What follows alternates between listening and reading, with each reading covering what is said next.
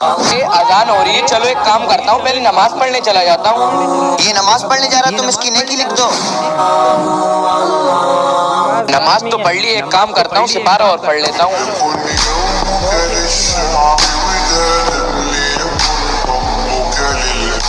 इसने नमाज पढ़ी और कुरान की तिलावत करी, इसकी एक और नेकी लिख दी जाए।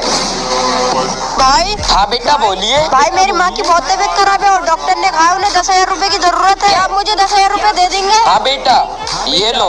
शुक्रिया भाई, शुक्रिया। इसने एक गरीब की मदद करी, इसकी एक और नेकी लिख दी जाए। पीले पीले ओ मोरे राजा, सॉरी भाई सॉरी सॉरी। अरे ओ लीचड़ शराबी, तुझे पता नहीं है मैं कितना नेक और पांचों वक्त का नमाजी, तुझे मैं ही मिला था टकराने के लिए, चल हट। साला गुनहगार कहीं का। इसकी सारी नेकियां मिटाकर इसकी गुनाह लिख दो। लेकिन ऐसा क्यों? क्योंकि इसने गुरूर और तकब्बुर किया। अल्लाह को गुरूर और तकब्बुर बिल्कुल